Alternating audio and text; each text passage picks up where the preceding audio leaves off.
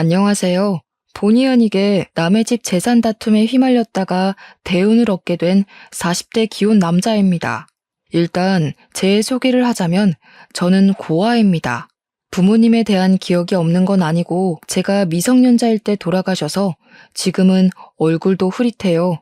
부모님 사진 한 장 갖고 있지 않은 것이 뒤늦게야 서럽더군요. 그도 그렇지만 더 서러운 건 내 뒤를 든든하게 지켜주던 부모님의 존재가 없는 것 아니겠습니까? 제게도 부모님이 계셨다면 적어도 제 존재 자체를 욕하는 사람들은 없었겠죠. 세상에는 부모님을 잃는 것만이 가장 아픈 슬픔이라고 생각을 했는데 살다 보니까 그에 상응하는 고통도 있긴 하더라고요. 가족은 아니지만 가족만큼 아꼈고 마음을 준 사람들에게 당한 배신은 이루 말할 수 없이 괴로웠습니다. 저는 그저 소중한 사람들에게 진심을 보였을 뿐인데 결국 돈 앞에서는 모든 게 왜곡이 되는 것 같더라고요. 사람을 변하게 하는 것이 돈이라고 하는데 그것도 기준치에 따라 민감도가 다르다고 봐요. 저한테는 조약돌만큼의 돈밖에 못 가진다 하더라도 소중한 사람들과 어울리는 게 중요한 반면 제 사람들은 바위만큼의 돈을 얻을 수만 있다면 소중한 것은 아예 없구나 느꼈습니다. 이렇게 사연을 올리게 된 이유는 돈이 얼마나 대단하면 사람이 이렇게까지 무서워질 수 있는 건지 봐주십사 올렸습니다. 제가 인생을 너무 쉽게만 보고 있었던 건지 잘못 살고 있는 건지 꼭 좀 들어보시고 조언 부탁드립니다. 제게는 유일한 가족인 아내가 있어요. 저는 고등학교 때 부모님을 여의었고 학교를 끝까지 수료하지 못해 겨우 중학학력만 갖고 있는 사람입니다. 그런 부족한 제게 아내는 그야말로 한 줄기의 빛 같은 존재였어요. 아마 아내가 없었다면 저 혼자 어디 한강 주변에 맴돌며 나쁜 생각을 했을지도 모릅니다. 형제 하나 없던 저는 본래 서울이 고향이에요. 부모님이 돌아가시고 경제 지원이 끊겨 그 넓은 서울 거리를 혼자서 전전했었습니다. 게다가 저희 집이 원래 형편이 어려웠던지라 받은 유산은커녕 빚밖에 없는 처지였어요. 저는 졸지에 사회생활을 해보기도 전 빚이 생겨버렸고 슬픔을 감당할 여유도 없이 당장 돈벌이가 필요한 상태이기도 했어요. 그래서 찾아간 곳이 삼천포 동네 쥐포 공장이었습니다. 그곳을 알고 찾아간 것은 아니고 그저 서울보다 비교적 취업이 쉽고 좀 촌동네를 찾다 보니 알게 된 곳이었어요. 일자리를 구해야 했던 제가 가장 먼저 했던 게 미용실 방문이었는데 그래도 취업하려면 머리 정리라도 해야 될 것 같아 미용실을 들렸었죠. 거기서 제 사정을 들은 미용실 원장이 쥐포 공장을 추천해줬습니다. 제가 찾아간 공장은 직원이 주로 가족들로 이루어진 작은 공장이었어요. 그곳에선 처음에 10대인 저를 보곤 당연히 안 받아주려고 했었는데 제가 무릎을 꿇고 사정을 했습니다. 그러니 역시나 제 사정을 알고 불쌍하다며 받아주셨어요. 어떤 마음으로 저를 바라봤는지는 제게 중요하지 않았고 그저 제 목숨 하나 건사하게 해준 고마운 사람들이라고만 생각했습니다. 저는 저를 걷어준 그 은혜에 보답하느라 피해주지 않으려고 최대한 어른의 몫을 해내려고 했어요. 그렇게 수십 년 동안 저는 그 집안의 가족처럼 오래오래 함께 일을 해왔어요.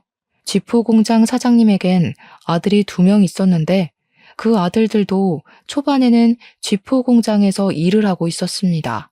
제게 일을 친절히 가르쳐줬던 좋은 형들이었어요. 근데 사장님이 저보고도 어느 순간부터 막내 아들이라 불러주시더라고요.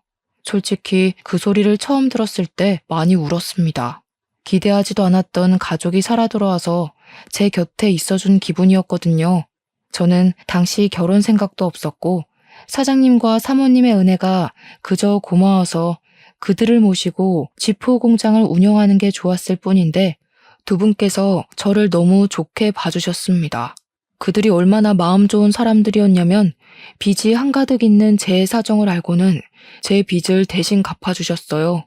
당연히 제게 큰 돈을 빌려준 거라 생각하고 당시 저는 차근차근 갚아나가고 있었죠. 어쨌든 덕분에 저는 돈에 목숨 걸지 않고 마음 편히 생활을 할 수 있었어요. 그래서 더 사장님과 사모님을 하늘 같은 존재로 모시며 살았습니다. 제가 그곳에서 일을 한 지 10년 차가 되었을 무렵 공장은 제가 처음 왔을 때보다 규모가 살짝 더 커진 상태였어요. 그런데 두 형이 결혼을 하면서 서울로 가버리게 되었고 다른 친척들은 나이가 차서 한두 사람씩 빠져나가고 있는 상황이었죠. 그런 와중 사장님 밑에서 열심히 일하는 직원은 저밖에 없게 되었습니다. 그래서 원래 가족원만으로도 운영 가능했던 게 이젠 직원들이 대량 필요해졌고 그 시점에서 저는 사장님에게 고마운 제안을 받게 되었어요. 사장님이 저더러 사장직을 일임하겠다고 하더라고요. 너무 과분한 마음이라서 솔직히 처음에는 놀랐습니다. 한편으로는 큰형이랑 작은형도 있는데 친자식을 두고 제게 공장 대표 자리를 물려준다는 사장님의 발언이 저를 불편하게 만들기도 했어요. 큰아들이랑 작은아들은 이미 자기들 입에 풀칠하면서 잘만 사는데 뭐하러 공장을 오겠냐?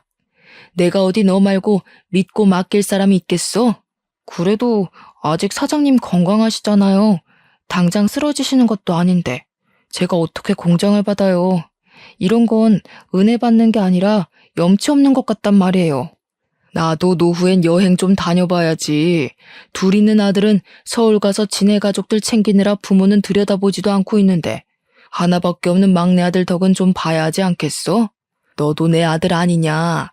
애비를 죽을 때까지 굴리고 싶은 거야? 사장님은 끝까지 제게 사장 자리를 넘겨주려고 했습니다. 제게 말은 일부러 세게 하기도 하고 제가 곤란해 할 말을 서슴지 않으면서도 죄책감은 느끼지 않도록 어쩔 수 없는 이유를 억지로 만들어내기도 했어요. 제가 죄책감 갖지 않도록 설득하는 사장님의 말은 사실상 생각해보면 틀린 부분은 없습니다. 사장님 말대로 큰형, 작은형은 이미 서울에서 직장 생활 중이기에 공장을 이어받을 수 없는 상황이었거든요. 사장님 건강은 당시 아직 정정한 상태였지만 미리 후계자를 뽑아서 인수인계를 해야만 공장이 타격 없이 돌아가기 때문에 정황상 제가 물려받는 게 맞긴 해요. 다만 제가 걱정이 되었던 건 사장님이 아들이라고 불러주니 저도 여태 사장님과 사모님을 아빠, 엄마라고 생각한 거지 진짜로 혈육이 아니잖아요. 그런데 혈육 아닌 사람에게 온 세월 바쳐 일궈낸 자산을 물려주겠다고 하니 제가 다 미안했습니다. 정작 사장님과 사모님은 괜찮아 보였는데 말이죠. 그러나 별 수 있었겠습니까? 할 수 없이 제가 공장을 물려받았고 그 뒤로 저는 정말로 두 은인에게 더 잘하고자 효도를 하는 수밖에 없었어요. 그렇게 몇 년을 더 사장님과 바짝 붙어 다니며 인계를 받았습니다. 그런 와중에 공장에 있던 경리가 결혼한다고 일을 그만두면서 다른 사람을 뽑게 되었는데 고맙게도 새로운 경리가 바로 제 아내 되는 사람입니다.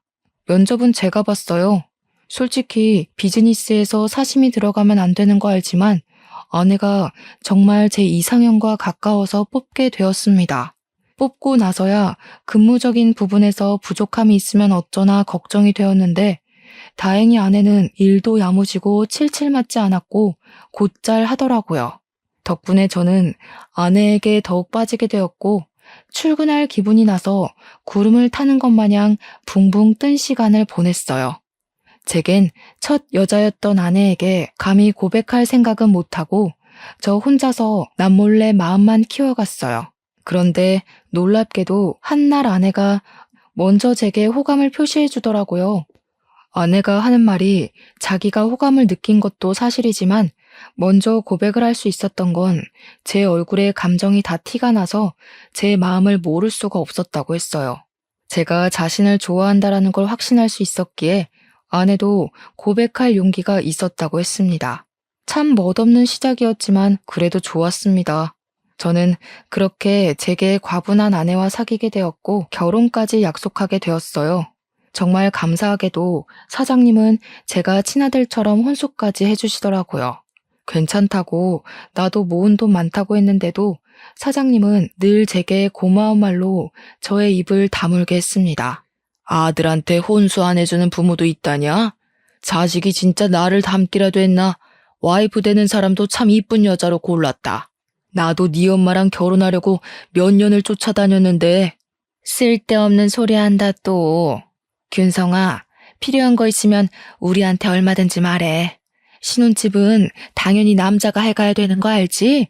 집은 공장이랑 가까운 데로 계약했는데 시간 나면 괜찮은지 보고 와라. 남자는 태어나서 딱 3번만 울어야 된다는데 저는 그날로 3번째 울음을 보였어요. 부모님이 돌아가셨을 때 처음 울었고 사장님이 아들이라고 불러주셨을 때 2번 울었습니다. 그리고 제게 든든한 부모가 되어준 사장 사모님의 마음을 선물 받았을 때 3번째로 울게 되었네요. 저는 결국 사장 사모님의 고집을 꺾지 못해 작은 아파트까지 선물을 받아버렸어요. 형들도 와이프까지 데리고 삼천포로 내려와서 제 결혼을 축하해주는 성의를 보여줬고요. 저를 지지하는, 사랑하는 사람들이 전부 제 곁에 있었습니다. 정말 완벽한 삶이라 생각했어요. 저는 가족이 없는 고아인데 마치 가족이 있는 느낌이라서 고아 신세가 전혀 서럽지 않았습니다. 그래서 평생 이제 행복할 일만 남았다고, 내가 과분하게 받은 이 행복을 보답할 일만 남았다고 생각했습니다. 하지만 누가 그런 소리를 했던 기억이 있는데요. 너무 행복하면 크게 들뜨지 말라고 불행이란 브레이크가 찾아온대요. 그 말이 망상은 아니더라고요. 살아갈 이유가 가득하기만 했던 제게 부모님을 잃었을 때와 같은 고통이 닥쳐왔습니다. 그 문제는 제가 존경하는 사장님의 병세가 악화되기 시작했을 때부터 일어났어요. 사장님은 쥐도 새도 모르게 찾아온 암 때문에 발견 즉시 시한부 선고를 받았습니다. 그 때문에 사장님의 친아들 2명과 제가 병실에 한데 모인 적이 있었어요. 그렇게 모이게 된 건 제 결혼식 이후 오랜만이었습니다. 오랜만에 같이 얼굴 보니까 좋네. 다름이 아니고 내가 시간이 얼마 안 남았잖아. 살아있을 때 재산 정리를 좀 하고 싶어서 불렀다. 그 자리에서 사장님은 자기 멀쩡할 때 재산 얘기를 하고 싶었다고 하면서 입을 떼기 시작했어요. 당연히 저는 남의 일이라고만 생각했습니다. 다시 말하지만 가족처럼 살긴 했어도 저는 친가족이 아니잖아요. 그런데 사장님이 하는 말은 제게도 충격이었어요. 사장님이 큰형, 작은형 얘기를 먼저 하면서 둘에게 지분을 40%씩 똑같이 나눠주고 나머지 20%는 약소하지만 제게 떼어줄 거라고 하시더라고요. 사장님 재산에서 20%면 무려 8억 가까이나 되는 돈이었습니다. 그것만으로도 충분히 놀라서 당황스러웠는데 사장님이 뒤에 덧붙이는 말은 제대로 된 불씨를 지폈어요. 공장은 균성이가 내내 운영했으니까 앞으로 균성이 몫인 거라. 여기에 대해선 불만 갖지 마라. 너희들이 가족 꾸려서 서울 밥 먹을 때 균성이는 밤도 옳게 못 자고 혼자서 공장 관리했다. 당연히 하던 놈이 공장 소유하는 게 맞지 않겠냐? 사장님의 이 결정은 좀 많이 놀랐어요. 사장님이 제게 그냥 공장을 물려준다고 했을 땐 제가 도맡아 운영하다가 다시 사장님이나 사모님께 돌려줄 생각을 하고 있었거든요. 사장님 말대로 공장까지 제게 넘어와 버리면 사실상 큰형이랑 작은형 대비 제게 떨어지는 상속 비율이 크게 차이나지 않았기 때문이에요. 물론 당연히 감사한 일이지만 솔직히 면목이 없었습니다. 사장님의 결정을 뒤늦게 말렸지만 사장님 생각은 단호했습니다. 그렇잖아도 큰형이랑 작은형 표정이 안 좋더라고요. 그렇게 사장님과 저희는 불편한 면담을 끝내고 나란히 병원 밖을 나왔어요. 병원 입구를 나오자마자 큰형과 작은형이 차가운 목소리로 말하더라고요. 정말 처음 듣는 목소리였습니다. 가족 해줬더니 집안 돌아가는 꼴 참 우습다. 안 그래 균성아? 넌 좋겠어. 아무것도 없이 우리 가족 안에 들어왔다가 재산까지 받게 생겼으니까. 이 정도면 인생 역전 수준 아니냐? 고아가 억대 자산가가 됐네. 그러게 말이야. 아무리 그래도 친자식만큼 받아가는 건 좀 아니지 싶다. 어떻게 굴러 들어온 돌이 박힌 돌을 빼려고 하냐? 우리 없는 사이에 아빠한테 얼마나 알랑방귀 낀 거야. 대단하다. 역시 두 형은 재산 때문에 기분이 안 좋은 듯 했습니다. 그래서 저는 형님들에게 나는 아무것도 받지 않아도 된다고 사장님을 내가 설득해 보겠다고 했더니 큰형이랑 작은형이 손사래를 치면서 그렇게 나오면 자기들이 나쁜 놈 되지 않냐고 그냥 받으라고 하더군요. 그렇게 떠나버린 형님들은 서울 잘 도착했냐는 제 문자를 대놓고 씹었습니다. 사랑하는 형제들과 사이가 틀어져 버린 것 같아 많이 속상했어요.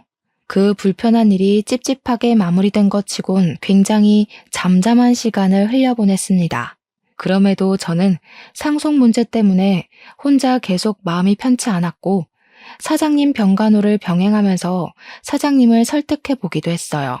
그랬더니 형님들 말대로 사장님은 제게 형들이 뭐라고 쪼더냐 하면서 형님들을 안 좋게 생각하더라고요. 저는 관계가 더 멀어지는 것 같아 사장님에게 더는 말을 꺼낼 수 없었습니다. 소가리를 심하게 하다 보니까 점차 제 기력이 초췌해져 갔어요. 그런 제게 힘이 되어준 건 제 아내였어요. 아내는 언제나 제 선택을 존중하겠다고 했고 제가 무슨 선택을 해도 내 잘못 아니니까 너무 상심하지 말라며 위로를 했어요. 그러면서 매일같이 맛있는 밥을 차려주고 약도 챙겨주고 열심히 제 내조에 힘을 썼죠. 저 때문에 제가 사랑하는 사람들 사이에 균열이 생기는 것 같아서 솔직히 두려웠고 다 버리고 떠나고 싶기도 했거든요. 그런데 아내를 보고서 제가 할 수 있는 데까지 노력해보고자 마음을 단단히 먹을 수 있었어요. 하지만 역시나 저의 찝찝했던 기분은 괜한 것이 아니었나 봐요. 어느 날 새벽에 사모님한테 전화가 왔는데 저더러 집에 좀 와줄 수 있냐고 하는 겁니다. 전화상으로도 느껴질 만큼 사모님 목소리가 안 좋았어요. 바로 일어나 옷을 갈아입는데 아내도 깨서는 같이 가자고 하더라고요. 사장 사모님이 제게 부모 같은 존재다 보니까 아내도 자연스레 사장님 내외를 시부모처럼 모셨거든요. 저희 둘은 얼른 챙겨서 그 야밤에 사장님 집을 향했습니다. 사장님 집과 저희 집은 공장 주변에 있어서 아주 가까웠어요. 걸어가도 되는 거리여서 급히 뛰었습니다. 집에 들어갔더니 집이 어질러져 있더라고요. 사모님은 거실 한가운데 서서 아무래도 강도가 든 것 같다면서 벌벌 떨고 있었습니다. 너 아빠 간병한다고 한동안 집을 안 왔었잖아. 짐 좀 챙기려고 와봤더니 세상에나 이 지경으로 되어 있지 뭐니? 우리 집에 올 사람이 없는데 왔다고 해도 애들이면 연락을 했을 거고 이렇게 집을 엉망으로 해놓지도 않았겠지. 아내가 불안해 떠는 사모님의 손을 잡아주었고 저는 일단 경찰에 신고를 했습니다. 그리고 사모님에게 뭐 없어진 거 없는지 찾아보자 했어요. 고맙게도 며느리가 사모님 곁에 딱 붙어서 같이 움직여 주더라고요. 저는 혼자 다른 방에서 이것저것 뒤집고 있었는데 나중에 사모님이 소리를 질러서 그곳으로 뛰어갔습니다. 사모님이 침대 밑에 서랍을 허겁지겁 뒤지면서 무어라 중얼거리더라고요. 없어진 거 있냐고 하니까 사모님이 큰일 난 목소리로 말했는데요. 아휴, 어떡하니? 너네 아빠 유언장이랑 공장 땅 매매 계약서가 없어. 중요한 거라서 일부러 침대 밑에 넣어둔 건데 여기는 우리 식구들밖에 모르는 곳이거든. 이거 어쩌면 좋니? 응? 사모가 식구들만 아는 곳이라고 하는데 그 순간 속상하게도 촉이 딱 오더라고요. 큰형과 작은형이 가장 먼저 떠올랐어요. 정황상 따져보더라도 진짜 도둑이 아닌 이상 사장님이나 사모님, 형님들 중 범인이 있다는 건데 사장님이 자기 걸 도둑질했을 리는 없잖아요. 더군다나 사장님은 입원 상태라 외출이 불가한걸요. 그래서 저는 그 자리에서 바로 큰형과 작은형한테 전화를 넣었습니다. 나란히 부재 중이었어요. 저는 일단 우리 집으로 사모님을 모셨고 아내한테 사모님을 부탁한 뒤 그 새벽에 서울로 올라갔습니다. 큰형과 작은형 집 주소를 알고 있어서 둘을 찾아내는 건 어렵지 않았어요. 갔더니 둘이 아주 똑같은 반응이더라고요. 저를 아주 문전박대하면서 자기들은 모르는 일이라고 오히려 큰 소리를 쳤습니다. 형님들이 벌인 짓인지 아닌지는 경찰에 신고해서 알아보면 돼. 만약 형님들 짓이 맞으면 사장님한테 무릎 꿇고 용서빌 준비나 하라고. 내가 이거 밝혀내서 사장님한테 다 말할 거야. 이렇게 돈에 눈 멀어서 부모님 속 썩일 거면 차라리 상속받지 마. 우리 다 아무것도 받지 말고 예전처럼 지내자고. 저는 선포 같지 않은 선포를 하면서 속상한 마음까지 토로하고 집으로 돌아왔습니다. 제가 뭐라고 형들에게 상속받지 말라 참견을 했는지 이해 안 되실 수도 있어요. 저도 제 존재가 이해 안 됐거든요. 그럼에도 형들한테 그렇게까지 오지랖을 부리고 싶었습니다. 그리고 저는 그때부터 불행의 중간 기로로 들어서요. 어느 날 제게 믿을 수 없는 일이 일어나고 마는데요. 공장 앞에 주차해놨던 제 차를 좀 빼달라고 누가 새벽에 전화를 한 날이었습니다. 한 번도 그런 연락을 받은 적이 없는데 그날 새벽에 모르는 번호로 그런 의문의 전화가 왔고 저 때문에 잠에서 깬 아내를 두고 잠깐 외출을 했어요. 공장 앞으로 나가 제 차 주변을 맴돌았는데도 사람은 보이지 않더라고요. 그래서 제게 걸려온 전화번호로 다시 연락을 해보았습니다. 그리고 그날의 기억은 여기까지가 마지막이었어요. 제가 한눈 판 사이 웬 괴한이 제 머리를 둔기로 후려쳤거든요.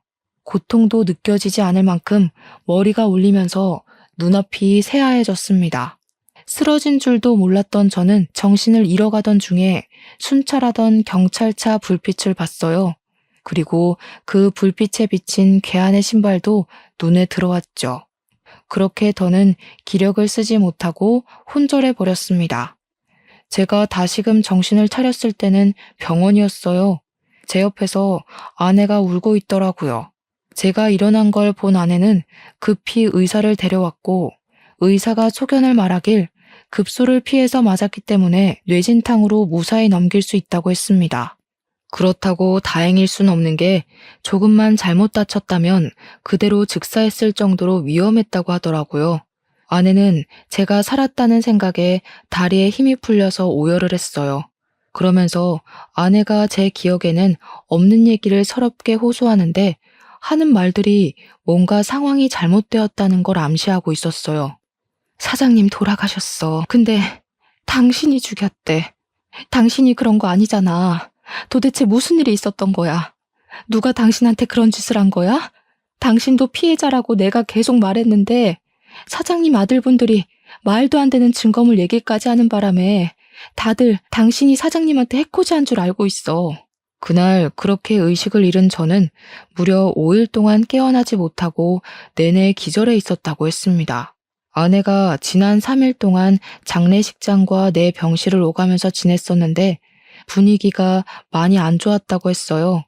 그 원인이 저 때문이라서 아내도 사장님 발인까지는 함께하지 못하고 쫓겨났다네요. 그러니까 당시 제가 사장님을 죽인 가해자라고 여론이 몰려있는 상황이었다는 겁니다. 사장님 장례식장에서 큰형이랑 작은형이 알 수 없는 증거물을 기반으로 저를 가해자로 몰았다고 했어요. 그 증거물은 다름 아닌 공장 주변 CCTV였대요. 제가 공장 주변 사장님 집에서 사장님 재산을 불법적으로 빼돌리려고 했는데 그때 운 좋게 괴한이 공장 털러 왔다가 나를 공격했고 지나가는 경찰에게 발각되어 저를 잡았다는 말도 안 되는 얘기였어요. 뿐만 아니라 또 제가 매일 사장님 병문안을 가는 점을 이용해서 그걸로 제가 사장님 산소호흡기를 뗐다고 구라를 쳐놨다는 게 아닙니까? 하필 그날은 사모님이 집을 들락날락하며 바깥일을 볼 때라서 병실에 없었을 적이었습니다. 그래서 제가 퇴원을 하면 경찰로 연행될 처지라고 하는데 아내 얘기를 다 들어도 도통 어떻게 이해를 해야 되는 건지 어렵기만 하더라고요. 제가 사장님을 죽였다뇨? 사장님이 저한테 어떤 사람인데요? 돌아가신 부모님 다음으로 제게 부모가 되어준 분이 아닙니까? 제가 사장님 대신 죽었으면 죽었지 절대 사장님께 그런 짓 못합니다. 대체 일이 왜 이렇게 됐나 곰곰이 생각하고 있는 와중 아내가 한마디 더 붙였는데요. 재산 상속이 아직 완벽하게 처리가 된 건 아니지만 제 몫이었던 재산은 일단 모조리 철수가 되었다고 하는 겁니다. 그 순간 더 묻고 따질 것도 없이 바로 큰형이랑 작은형이 생각나더라고요. 이 형들이 돈에 미쳐서 이젠 사람까지 해코지하려 드는구나 싶은 거 있죠. 막 나가는 형들을 이대로 두면 안 될 것 같았습니다. 저는 아내한테 폰을 달라고 했고 당장 사모님한테 전화를 걸었어요. 사모님이 계속 부재 중이더라고요. 아내 말로는 아마 사모님도 제게 큰 실망을 했을 거라고 하더군요. 공장 직원들한테까지 제 소문이 안 좋게 퍼져서 저는 이미 사장직에서 쫓겨난 상태이기까지 했습니다. 너무 기가 막혔습니다. 저 완전 짜고 치는 계획에 걸려든 거잖아요. 제대로 된 생각을 해야겠는데 머리를 굴릴수록 머리가 너무 아파서 도통 생각을 할 수가 없더라고요. 괴로웠습니다. 근데도 그 와중에 저를 믿고 보듬어주는 건 제 아내뿐이었어요. 아내는 제가 그럴 사람이 아니라는 걸 무조건 믿고 있었고 제가 이 상황을 잘 해결할 수 있도록 끊임없이 안정감을 주려고 노력했습니다. 그러면서 그냥 다 버리고 타지로 떠나자는 말을 하더라고요. 아내가 웬만하면 제가 하자는 결정대로 기다려줄 사람인데 그날 처음으로 먼저 의견을 내주었어요. 아내도 제가 남의 집구석에서 할퀴어지고 다치는 걸 보기가 힘들었나 봅니다. 저도 마음 같아선 아내 말대로 재산 다툼에서 빠져주고 싶었습니다. 하지만 제가 이렇게 떠나버리면 돌아가신 사장님한테 예의가 아니라는 생각이 들었어요. 사장님이 정말로 명줄이 다해서 돌아가신 게 아니라 누군가에게 피살된 거라면 그 진상을 밝혀야 되지 않겠습니까? 그게 수십 년 동안 아들도 아닌 남의 집 자식을 제 아들처럼 안고 키워주신 사장님에 대한 마지막 효도라고 생각했어요. 저는 몸을 움직일 수 있을 정도로만 회복을 하고 몰래 퇴원을 했습니다. 그리고는 경찰에게 연락 않고 몰래 공장을 찾았어요. 그러니 공장 직원들이 저를 보자마자 꺼지라고 물 뿌리고 침 뱉고 난리를 치더군요. 깜빵에 있어야 할 놈이 어떻게 밖을 싸돌아다니냐는 둥, 사장님이 나를 얼마나 아꼈는데 그런 파렴치한 욕심을 품냐는 둥, 저를 썩은 놈으로 보고 있었습니다. 저는 당연히 제 짓이 아니라고 해명했어요. 하지만 애초에 다들 제 말을 들어줄 생각이 없는 것 같더라고요. 빗자루까지 들고 와서 저를 패길래 저는 아내가 위험해질까봐 얼른 그 자리를 빠져나왔습니다. 그리고 그 다음엔 사장님 집을 찾아갔어요. 초인종을 눌렀더니 사모님의 다 죽어간 목소리가 저를 안 보고 싶다고 문전박대를 하시더군요. 저 혼자 왔으면 사모님이 끝까지 집에 안 들였을 텐데 옆에서 아내가 사모님에게 사정하며 설득해서 끝내 저희 둘 다 집안에 들어갈 수 있었습니다. 사모님 표정은 저를 원망하고 있기도 했고 배신감에 서글퍼 있기도 했어요. 저를 보자마자 눈물을 흘리며 공장 직원들이 그랬던 것처럼 저를 탓하더라고요. 그래도 나는 끝까지 너를 믿었어. 그런데 네가 어떻게 그래? 우리 그이가 너를 진심으로 아들이라 생각했는데 어떻게 재산 때문에 그런 끔찍한 짓을 벌일 수가 있어? 이 양심 없는 놈아, 너는 여길 찾아올 자격도 없어. 저를 원망할 수밖에 없다는 거 알아요. 근데 제가 그런 거 아니에요. 저한테 사장님이 어떤 존재인지 잘 아시잖아요. 저는 공장도 필요 없고 재산도 필요 없던 사람이에요.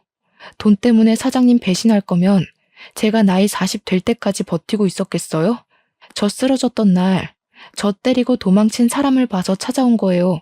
제가 해명을 해도 사모님은 울기만 했지 제 말을 믿어주지 않았습니다. 돌아가신 사장님이 불쌍하다면서 계속 제 등짝을 때렸어요.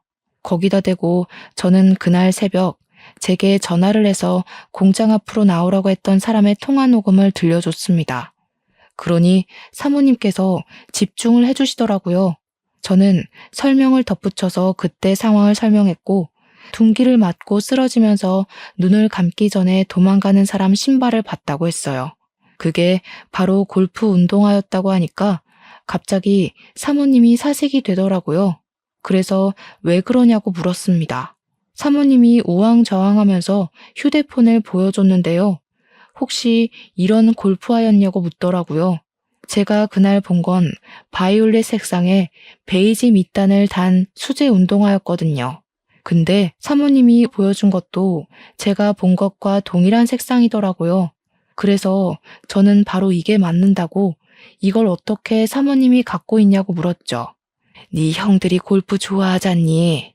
네 아빠가 형들 생일 선물로 한 켤레씩 주문 제작한 거야. 아빠가 보라색을 좋아해서 똑같이 수제로 맞춰줬던 거다. 너는 골프를 안 치니까 아빠가 결혼식 날 구두 한 켤레 해줬던 거고. 맞습니다. 제가 결혼하는 날 사장님이 뜬금없이 구두를 선물해 주었어요. 그 구두가 제 발에 꼭 맞아서 중요한 날에만 신는다고 지금도 상자에 소중히 보관하고 있거든요. 그런데 형님들이 생일 선물로 골프화를 받았다는 건 모르고 있었습니다. 그 순간 충격받은 저희들은 그것을 시작으로 다른 증거까지 찾아 나섰어요. 그 과정에서 사모님이 아직 재산 상속이 이루어지지 않아 큰형과 작은형을 다음 주에 만나기로 했다고 말해주더라고요. 그러면서 그동안 사장님, 사모님 둘만 알고 있고 자식들에겐 알리지 않은 한 가지 사실이 있다면서 고백하셨는데요. 사실은 너희들 아빠가 너희들한테 재산 상속을 배정한 게 아니야. 상속인을 나한테 위임해놓고 한 발 빠져 있었어. 나더러 자기 죽고 나면 분명 태도 달라질 자식들이 있을 거라고. 그런 놈한테는 한 푼도 주지 말라 그랬거든. 사장님은 진작에 큰형과 작은형의 무력을 눈치챘다고 했는데 사모님이 자기 아들들이 그럴 리 없다면서 믿지 않았다고 했어요. 그러자 사장님이 사모님한테 자기 죽고 나서 아들들이 어떻게 나오는지 지켜본 뒤에 사모님 뜻대로 상속 진행하라고 위임장을 써줬다 합니다. 그게 사장님의 뜻이었고 유언이나 다름없으니까 사모님은 아들들을 믿지만 그렇게 하기로 따랐어요. 그런데 때마침 장례식장에서 큰형과 작은형이 제가 사장님을 죽였다면서 이런저런 증언을 기반으로 술술 말하길래 정말로 제가 그런 파렴치한 짓을 저지른 줄 알았다고 했습니다. 그래서 사모님은 돌아가신 사장님에게 원망까지 했다고 했어요. 남의 자식한텐 그리 자비롭고 친자식한테는 그리 냉철해서 벌 받은 거라고. 당신이 아끼던 양아들 같은 녀석한테 호되게 당하니까 이제야 알겠냐면서 그렇게 이미 떠난 사장님에게 호소를 했다네요. 그 일 때문에 저한테 단단히 화가 난 사모님은 제 앞으로 된 재산은 전부 철수하겠다고 그렇게 아내한테 통보를 했대요. 아내가 제 알리바이를 대줬지만 사모님뿐만 아니라 이미 당시 여론이 저를 등져버려서 아무도 아내의 말을 믿지 않았다고 했습니다. 아무것도 모르는 사모님 입장에서 보면 충분히 오해할 만했다고 생각했어요. 일단 상황이 어떻게 돌아가고 있든 가장 중요한 건 증거였습니다. 이미 공장 CCTV는 형들이 떼어갔을 테니 다른 증거가 필요했어요. 마침 그때 아내가 뾰족한 수를 말해주더라고요.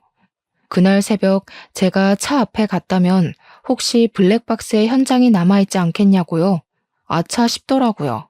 제가 둔기에 맞았을 때 경찰차가 멀찍이에서 나타나는 바람에 가해자가 급히 도망갔다는 게 떠올랐습니다. 그렇다면 당연히 그들이 제 차에 있는 블랙박스는 차마 손대지 못했을 거란 말이죠. 그들도 당황해서 차 블랙박스까진 생각 못한 것 같더라고요. 얼른 제 차로 가서 블랙박스를 확인했더니 역시나 증거 영상이 고스란히 남아 있었습니다. 너무 안심했어요. 이것만 있어도 형들의 진술은 거짓이라는 게 밝혀질 거였습니다. 그 뒤로 저는 스스로 경찰을 찾아갔습니다. 그리곤 그날 발생했던 사건 진위를 전부 고백했고 제 알리바이를 조사하기 시작한 경찰도 뭔가 이상함을 감지했는지 원래 접수됐던 신고 내용이 어딘가 모르게 부실하다는 느낌을 받은 것 같았어요. 그래서 그 시간부로 경찰은 큰형과 작은형을 조사에 착수했죠. 제 일은 금방 서울경찰로 연계되었습니다.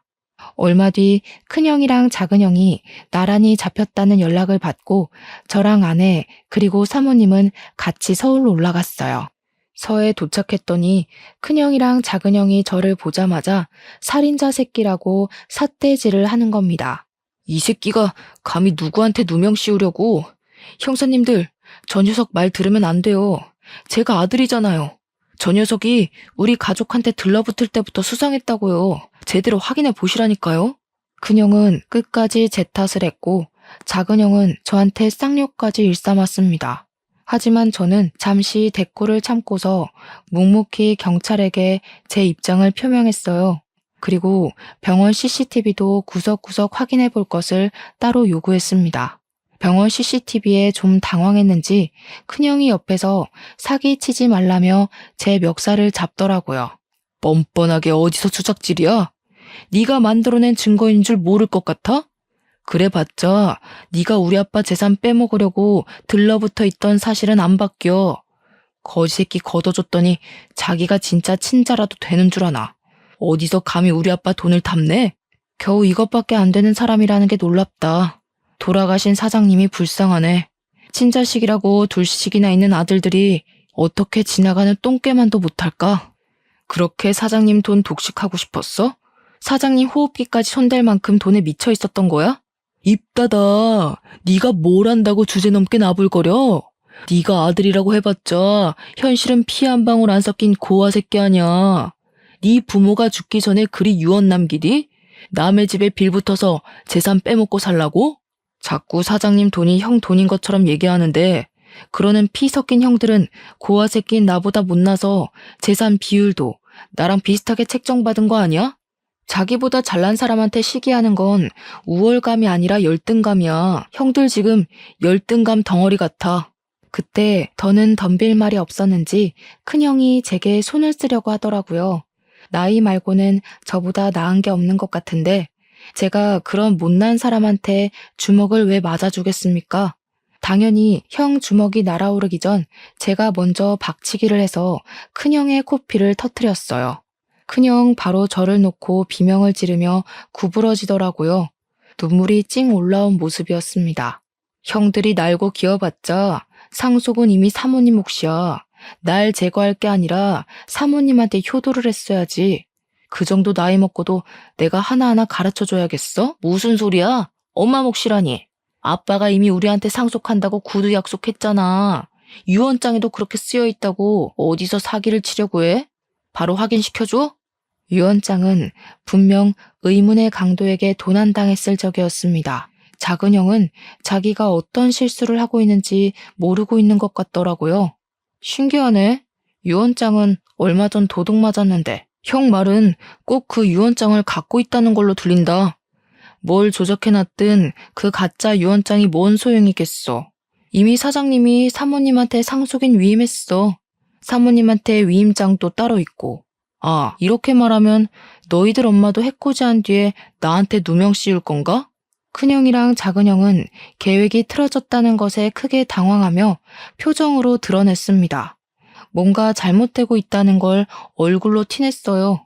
그 와중에 병원 CCTV를 확인하러 갔던 경찰한테서 연락이 왔는데요. 영상에는 제가 먼저 병문안 다녀온 뒤 간호사들이 몇 번 왔다 갔다 했고 그 다음에 형들이 들락날락한 정황이 드러났는데 형들이 병실을 나가고 나서 수상쩍게 두리번거리는 것이 포착되었답니다. 그리곤 몇 분 뒤에 다시 병실로 들어간 간호사가 순간 급하게 뛰쳐나오더니 의사를 불러와서는 병실에 있는 사장님 침상을 끌고 임종실로 옮기는 게 드러났다네요. 형들 집을 압수수색한 경찰들도 형들 집에서 위조된 유언장과 절도한 땅 문서까지 발견했다고 했습니다. 빼도 박도 못하고 쉽게 발각된 증거들 때문에 큰형과 작은형은 더 이상 할 말을 잃고 좌절했어요. 그리곤 그제야 저와 사모님께 용서를 구하면서 악의는 없었다고 무릎을 꿇었습니다. 형들은 더 지체할 것 없이 그 자리에서 구속이 되었어요. 연행당하는 아들들을 보면서 사모님은 울며 불며 자식들을 패기 시작했습니다. 도대체 균성이한테 무슨 짓을 한 거냐? 아무 잘못 없는 아이한테 왜 그런 짓을 했어? 너희들이 그러고도 사람이야? 이제 네 아빠 얼굴을 어떻게 보니? 그래도 내 배 아파 낳은 자식이라고 끝까지 편을 들었는데 어떻게 엄마 마음을 이렇게 찢어놓을 수가 있어? 며느리는 사모님을 보필하면서 주저앉는 사모님을 보듬어 주었습니다. 형님들 둘은 아무 말 없이 고개만 숙인 채 형사가 가는 대로 멀어졌어요. 그리고 저희는 서울에서 내려오게 되었죠. 그 뒤로 들은 소식이 당연히 자기 아빠를 죽인 형들은 징역살이를 살게 되었는데요. 문서 위조에 절도죄까지 포함되어 형량이 제법 나왔어요. 사모님께서 출소한 아들을 맞이할 수 있을지도 모를 정도로 길었습니다. 한꺼번에 힘든 일을 겪은 사모님은 저희가 혼자 두기 걱정되어 저랑 아내가 사장님 집으로 이사를 갔습니다. 현재도 사모님을 모시고 살고 있어요. 저는 다시 공장 대표 자리를 찾았고요. 사모님이 제게 사장님 재산의 70%를 떼주었습니다. 나머지 30%는 패 죽일 놈도 아들은 아들이라고 몫을 조금 남겨놓아야겠다고 하더군요. 그게 사모님의 괴로운 마음에 조금이나마 위안이 된다면 저도 사모님 뜻을 충분히 존중해 줄 수 있습니다. 그리고 저를 오해했던 공장 직원들도 당연히 오해가 풀렸고 제게 사과를 했어요. 사장님 아들 욕까진 차마 더 하지 못하더라고요. 어떤 분은 잘 알지도 못하고 저를 막대했다는 죄책감에 일을 그만두기도 하셨습니다. 제 아버지뻘 같은 분이셨는데 일을 참 우직하게 잘하셨던 분이거든요. 저는 정말 괜찮았고 상황이 그럴 수밖에 없었던 건데 그만두셨다고 해서 속상했습니다. 그분께 따로 문자를 넣어드렸는데 답장은 오지 않았어요. 그분께서 혹시 라디오 사연을 들으신다면 죄책감 가질 필요 없다고 그저 당신도 군중 심리에 이용당한 피해자가 아니냐고 위안의 말씀 올리고 싶네요. 다른 직원분들과의 관계는 더할 나위 없이 돈독해졌습니다. 아직은 다들 제게 죄책감을 갖고 있는 것이 눈에 보이지만 이마저도 관계 회복의 과정이라 생각하고 그들의 시도 때도 없는 사과를 자연스럽게 받아들이려고요. 이렇게 폭풍 같은 지옥이 지나고 나니 좋은 일들이 수두룩하게 찾아오는 것 같아요. 정말 기쁘게도 저희 부부에게 축복이 찾아왔어요. 저번 주에 제가 바빠서 아내랑 사모님이 같이 산부인과 가서 초음파 사진을 찍고 왔는데 아기가 아직 너무 콩알만해서 우리 아이인 게 실감나지 않더라고요. 아들일지 딸일지는 모르겠지만 우리 예쁜 아내를 닮았으면 좋겠다는 생각을 해요. 그리고 저 또한 내 자식으로 찾아와준 우리 축복이에게 부끄럽지 않은 아빠가 되도록 노력할 겁니다. 무엇보다 건강하고 가진 것에 감사하며 살 줄 아는 바람직한 아이로 키울 거예요. 너무 과분한 바람은 아니겠죠? 말을 하다 보니 덜컥 겁이 나서 제가 잘할 수 있을지 모르겠네요. 아이 기다리는 일이 원래 이렇게 긴장이 되는 건가요? 다른 아빠들도 다 그렇겠죠? 아무튼 저랑 아내 그리고 제게 어머니와 같은 사모님까지 저희는 곧 새로 생길 식구인 아이를 만날 그날만 손꼽아 기다리면서 한동안 설레는 시간을 보낼 것 같습니다. 다소 지저분했을 사연이었는데 중간에 채널 돌리지 않고 집중해줘서 감사해요. 청취자분들 인생은 태풍 길 없이 산들바람만 이는 삶이길 바랍니다. 행복하세요.